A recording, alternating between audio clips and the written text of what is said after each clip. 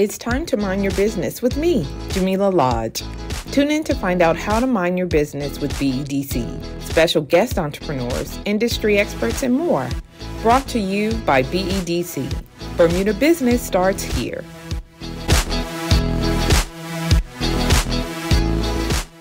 Good day.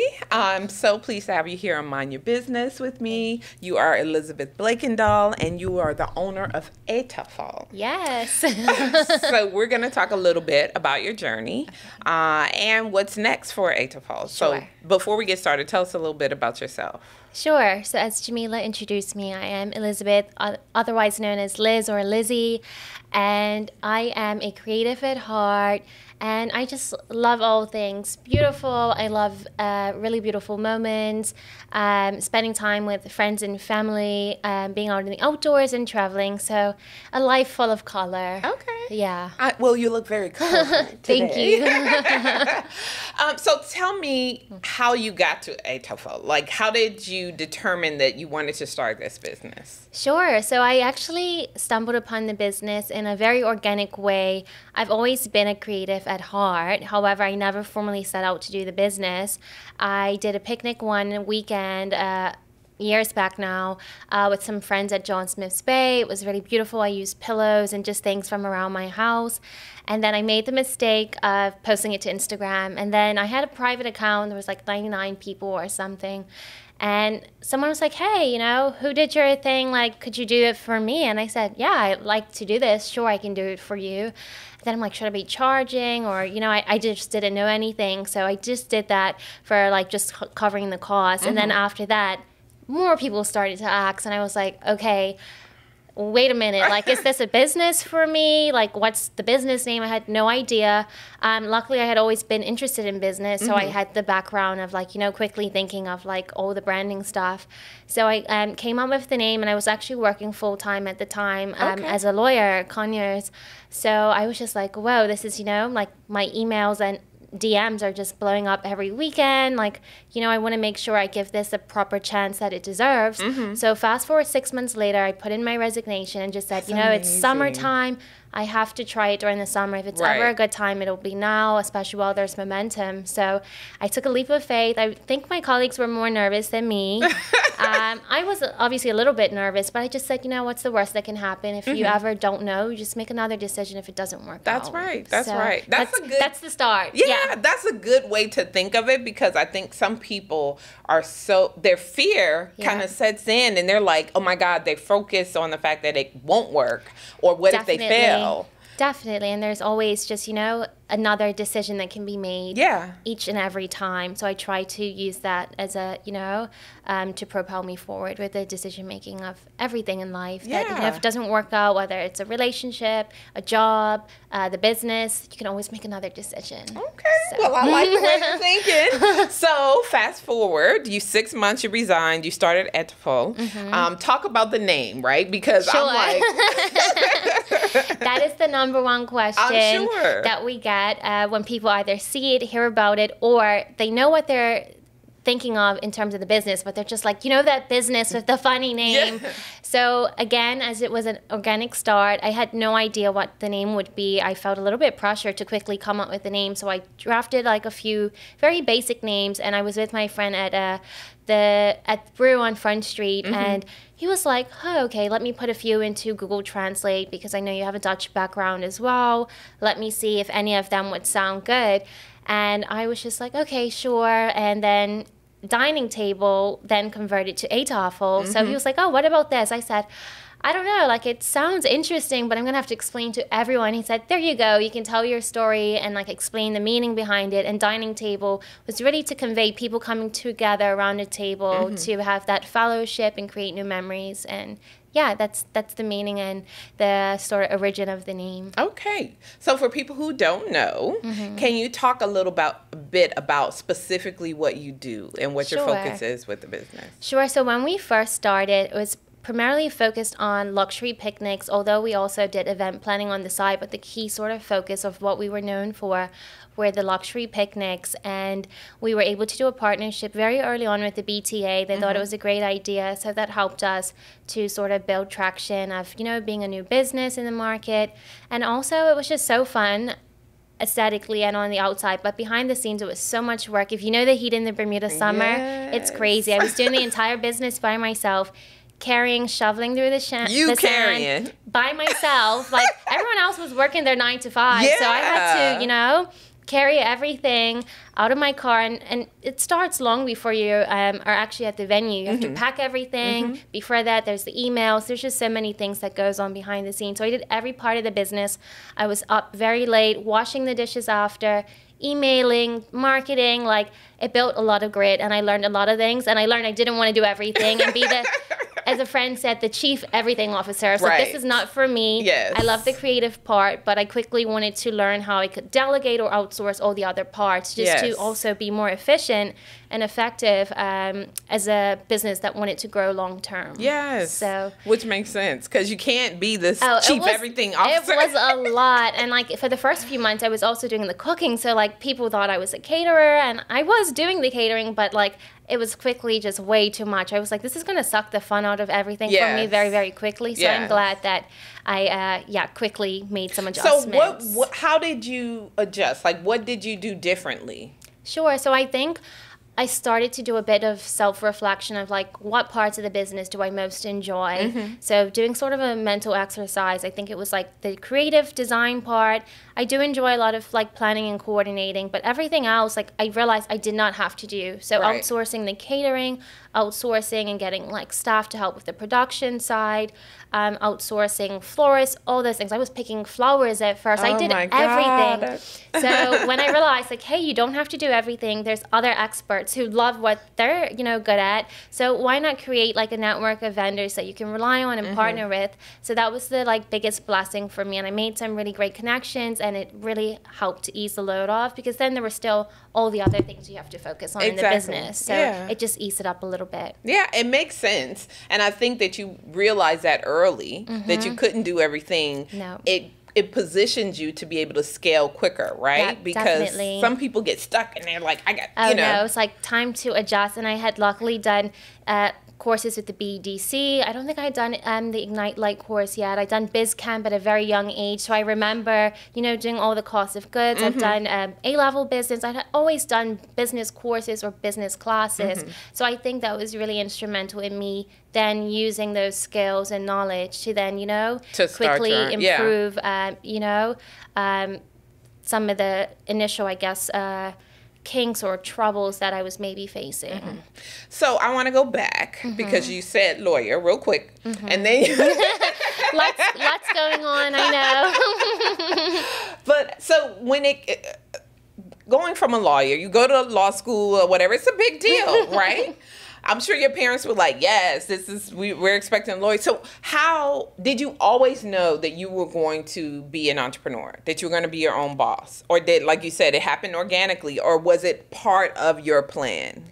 I think it definitely happened organically, and I think I always loved business, but I never knew that I was going to be a business owner myself. So I think, doing law, I was practicing corporate law, which again focuses on businesses. So like, as you know, with the small businesses here, the incorporations, mergers, amalgamations, restructuring. So it was businesses, but businesses with billions of dollars rather than small businesses. So I feel like I've always been drawn to the business side of things, but the actual start of my own business was definitely something organically found. And I love it. I'm glad it's just like my child now, but I love it. That's your baby, right? Because you built it, right? You birthed this whole business idea from the ground up. Definitely. You used to do all the things. Now you delegate. So one of the things I want to talk a little bit about is the event management side, because I knew EETTAFEL as the picnic, Yeah. beautiful luxury picnic. So when did you decide to branch out to event management as well? Sure. No, it's so funny that you say that, because I think sometimes there's a bit of ambiguity around the brand in terms of like, what exactly is she offering these days? Like, does she offer the picnics? Is it event planning and design? So it's a good little reminder for me that like PR, branding, marketing is so important, and that's something that I'm constantly trying to work on. But to answer your question, I think it was somewhere middle of the pandemic, I realized that, you know, the picnics were fun. It took off really well, but it wasn't giving me the creative fuel that I wanted to move forward. They were very small scale. I felt like I was quite limited in terms of design, because it's just like the picnic and then reinventing the picnic each time. And I wanted to create much more wildly, if that makes sense. So I said, okay, this needs to, you know, continue to grow a little bit more. And then when I consider the ROI of like the financial income that was coming from the picnics, and I said, hey, this is maybe not our biggest revenue generator. I should focus more on the planning, the management, and design side. So I had to make that decision to say, hey, we're not offering picnics anymore for a while. And we were like inundated with emails for at least a good year in the middle of the pandemic of people were just finding us. And I was like, where are all these inquiries coming from? I hate it to let people know that we don't offer it, especially people from overseas that wanted to experience. But I knew that we needed to continue to grow the business, and it needed to make financial sense first and foremost. And I also wanted to still be able to enjoy it as well. So that was a really difficult decision. So fast forward now to summer 2023, we would still offer a picnic service, but through the event management, planning, and design, because all of those sort of facets are still involved in doing the picnic. I just never charged for it before. It was just the end product. You see a picnic, it was like a couple $100s, but now I'm just like, you know, if it's going to take that much time, we're doing the design, we're liaising with all the vendors, and it's pretty much falls within the same sort of, you know, format, albeit that's the style that you want. So that's where we're at. So would you mind sharing some of the projects that you've worked on? Because we're working with you soon. I am so excited about our work together. Like, it's really like, I'm ready to get started with you guys.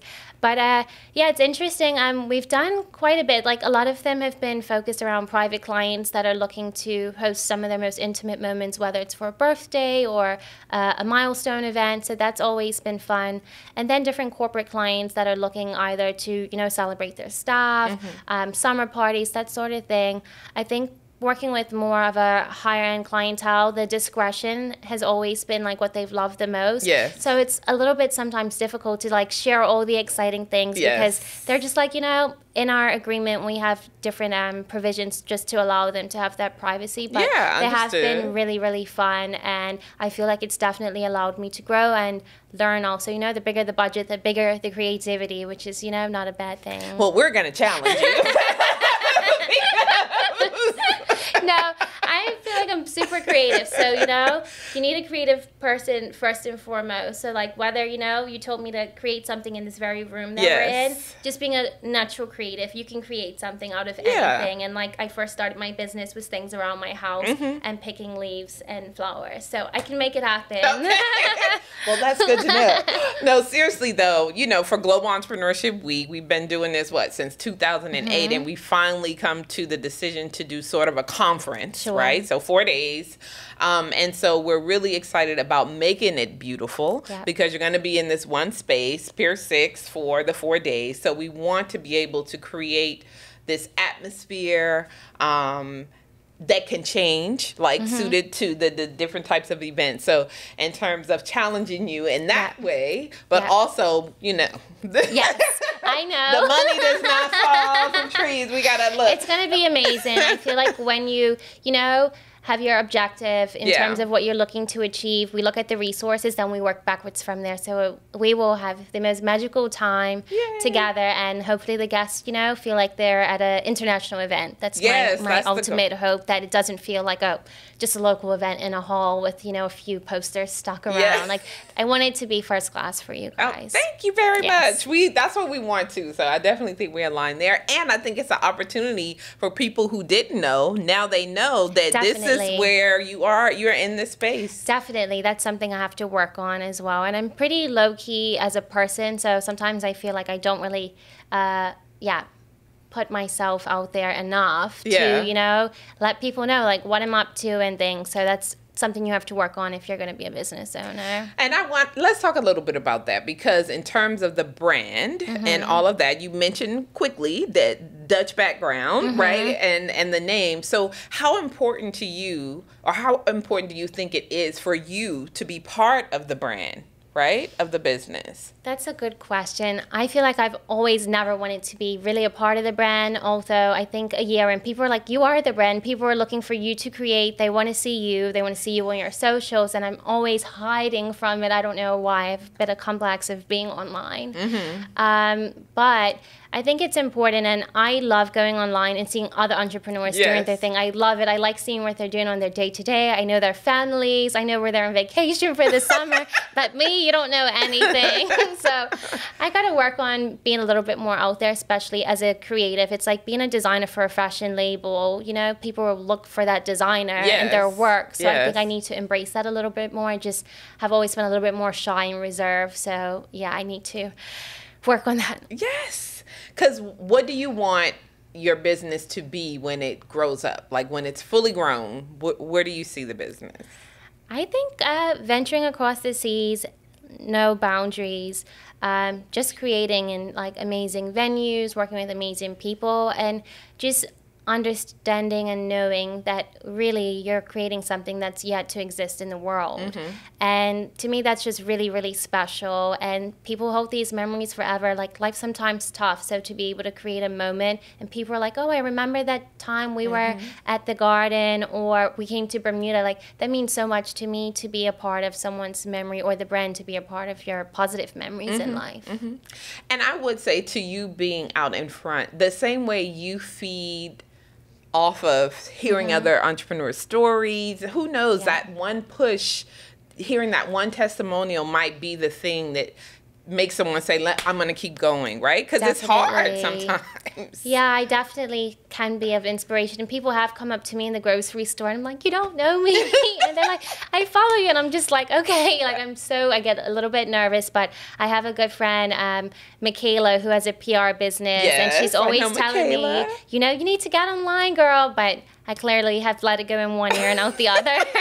You're like, I got things to do. I'm focused on like, other as long as I'm working hard behind the scenes, I've always said, like, that's all that matters. But this other part is important too, obviously. It is. I mean, the whole reason why we do this show is so that entrepreneurs like yourself can share your story and hopefully inspire someone else who may have been like, I don't know, you know, I don't want to leave my law degree because that's secure. And then go on this entrepreneurial venture, which really it's going to be what you make it. Definitely. I think the opportunity with entrepreneurship, it creates so many things. It can open so many doors for so many different people. So asking you, if you had to tell your younger self, like, what would you tell your younger self? 3 things about entrepreneurship and about this journey. I think be unapologetically brave would be the first one. Like, a lot of our thoughts are crippling because we're listening to all the outside noise of what other people think, of what societal norms are, or what our family wants us to do. But just be unapologetically brave. Like, think of like what really lights you up, and then just go for it 110%. So that's number 1. Number 2 would be to surround yourself with like amazing people that are smarter than you, so that you can continuously learn. And I feel like I've always been drawn to like older people, and I've learned so much from them. I'm just like, if I can learn a little quicker than I would and learn from their mistakes, that's been super, super instrumental in terms of, you know, me learning different things within the business. So that's number 2. And then I would say number 3 would be have fun. Like, if you're gonna start your own business, make sure you're having fun. You know, sometimes you have these boring businesses like the laundromats or some of the other ones, but have some fun somewhere in between. If not, why are you doing it? You know what I mean?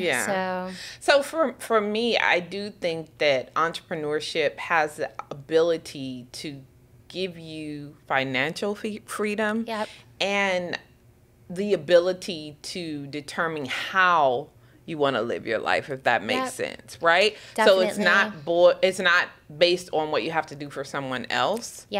You have the ability, if you want to work hard, if you want to do these things, you're kind of charting that course. Yeah. And it does free you up to do the things, like you said, that definitely. you love. I find like what you put in is definitely what you get out, and it gives you that autonomy and flexibility to say, hey, you know, I want to take 3 months off and travel, or hey, I need to, you know, visit my grandmother at 3 o'clock on a Tuesday, or just really think of like life outside of your day-to-day income. You can still fit in like a meaningful life rather than it being dictated from your 9 to 5. That's right. So I think that's, you know, definitely one of the beauties of taking this journey.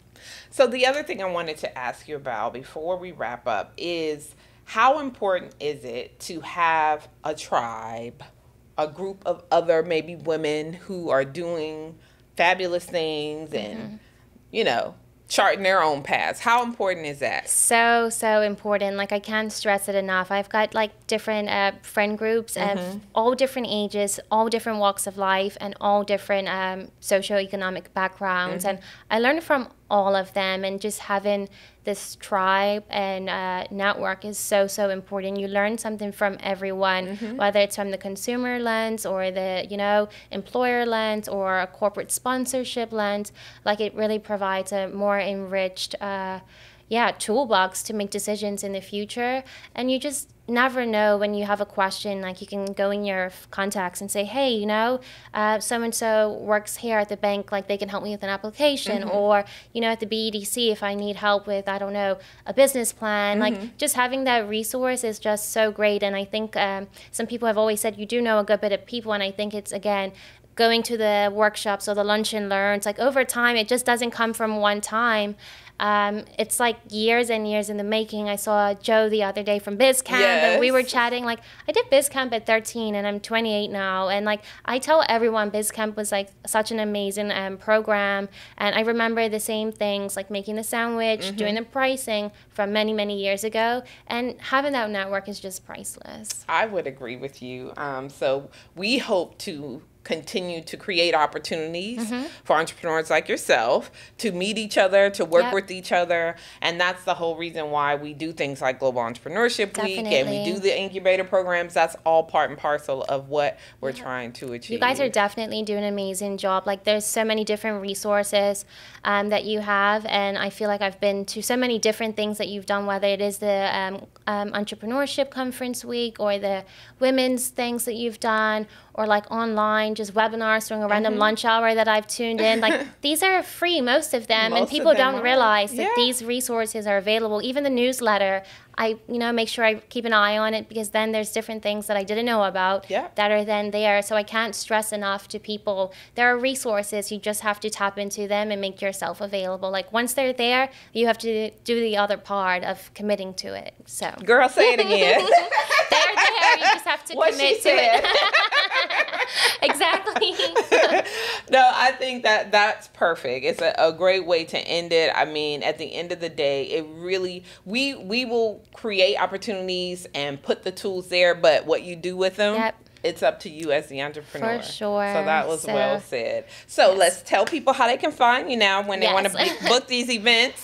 Yes, so if you're ever looking to plan an amazing event, you can find us online on socials at EETTAFEL Bermuda. I'll spell that because I'm sure you're like, how do we spell that? So it's EETTAFEL,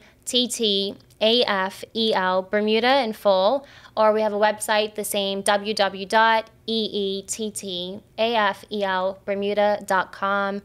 And from there, you can find our email address and other ways to connect with us. So I'd love to connect with you, or if it's just questions about business, what it's like to work in Bermuda, like anything, I feel like, you know, I'm pretty much open to conversations with people. Thank you. We appreciate that, Thank you for having me.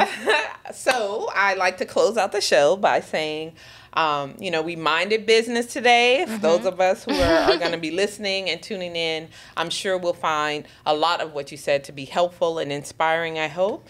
And then I remind people now, if you don't mind your business, who will? Exactly. Right? You're right. You're absolutely right. Do it? Yep. So yeah, mind your business. Mind your business, you know. Thanks for tuning in to Mind Your Business with me, your host, Jamillah Lodge. Tune in next week, Thursday at 4 p.m. because if you don't mind your business, who will? Mind Your Business is brought to you by BEDC. Bermuda Business starts here.